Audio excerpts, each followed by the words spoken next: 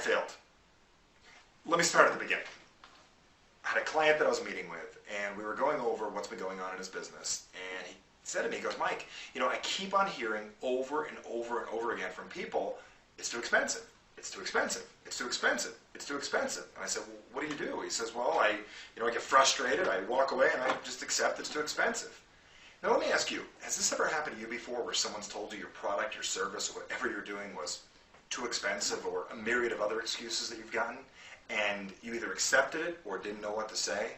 Well, after today, I'm going to share with you a very simple technique that you can use right away, and I made some handy little flashcards to remind you how to do a 5-step process that is so simple, how to really diffuse anybody's excuse that they give you and really get to the point at hand, what's really going on, why they're saying what they're saying. Because a lot of times people just give you a blunt thing like it's too expensive or whatever it is, or I can't afford it. But let's focus on it's too expensive for right now. So here's the technique and why I said I failed, because I failed to share this with you earlier, and it's really my fault. So let me make sure I get this to you now. The first thing is, anytime someone says to you anything like it's too expensive, there's typically more to it than that. And if you just accept that, you're missing the real opportunity to connect or really market your product to another person. So when someone says it's too expensive, the first thing you have to do is opposite whatever they'd expect, because they're going to expect you to argue with them. Like, what do you mean it's too expensive? Blah, blah, blah. You know how it goes. The first thing you really want to do is step 1, which I call neutralize. See, it says neutralize. Neutralize the response, which means, take the power away from it. So when someone says that's too expensive, the most powerful thing you can ever say is, okay. Let me show you again. Okay. And when you say that, it's not that you're agreeing with them, but in their mind it seems like you're agreeing with them, and you're giving a little validity to their reason. The second thing you do after you neutralize it, I'll give you this, is you confirm what's really, really going on. For instance, when somebody says, that's too expensive, you might want to say, well, is that your only concern with our product? And right there you're finding out what the real major concern is. Because they might say, no, there's 4 other things bothering me. Because wouldn't you like to know in advance if it's not just one thing, if it's 4, 5, 10 reasons? Now you're finding out what it really is. And typically when someone says it's too expensive, you say, okay, and then immediately say, well, is that the only challenge with our product or purchasing this? And they say, well, yeah, that's the only thing bothering me. Right there, they're locking themselves in to walk straight into step 3, which is really to question and uncover.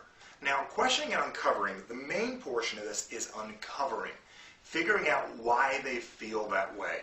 Kind of like a therapist asking, well, why do you feel that way? For instance, someone says that's too expensive, and you say, well, what do you mean it's too expensive? What makes you feel that it's too expensive? Well, I don't know, Mike. I think I can get it at Sears cheaper. I saw it there last week. I can just drive to the mall and get it at Sears. And right there you found out is that they can get it at Sears and they can find it a little cheaper. And why would they buy it from you if they can get it from Sears? Got it? Now that leads to the next point. The next thing is what's called the reposition. Now what reposition means is now that we know that the real response is not the one you thought it was earlier. It's not that it's too expensive, it's that they can buy it at Sears. The reposition is one of the coolest techniques you can ever use. And here's where I use,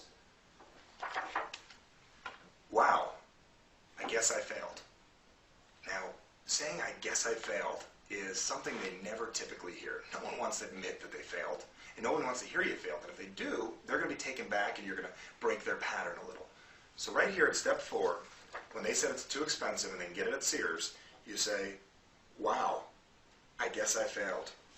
I guess I failed to show you all the value that you get with this product and the additional value you get getting it through me.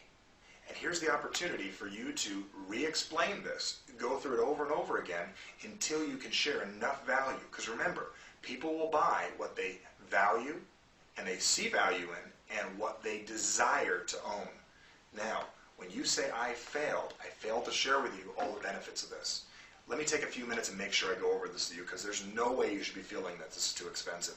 Let me make sure I go over this to you, because I don't want to miss out. I don't want to fail you, and I don't want to fail me by you not seeing the real value. Once you start to do this, they're going to open up to hearing the information one more time, and that leads you to step 5. And this is re-asking for the sale based on the real objection.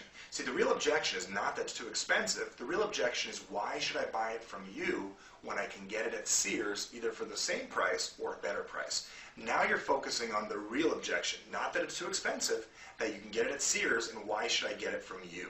That's what they're really asking you. So by using the technique, I failed you, and I failed to explain this correctly, people are going to be a lot more open to listening to what you have to say. This works throughout the direct sales business. This works with any time you're explaining anything to anybody and they give you an objection of any sort. First thing is, make sure, I'm going to go through one more time, you neutralize with the OK technique. The second thing you do, very, very simply, is you confirm that's the only thing. Because if there's more than one, you've got to deal with every single one of them individually. The third thing is, you got to question, and you got to figure out what exactly do you mean by that. The fourth is reposition, and my favorite reposition technique is, I failed. I failed to explain to you all the value. Let me take the time to do that so I can go over with you in detail. I failed. And the last thing is, you got to re-ask for the sale over and over again. Continue to ask the conversation over and over again. Continue the conversation over and over again until you can overcome that response that you got. Really the secondary one, which is more important. Maybe a third or fourth along the way, but make sure to follow this procedure. So I'm glad I didn't fail you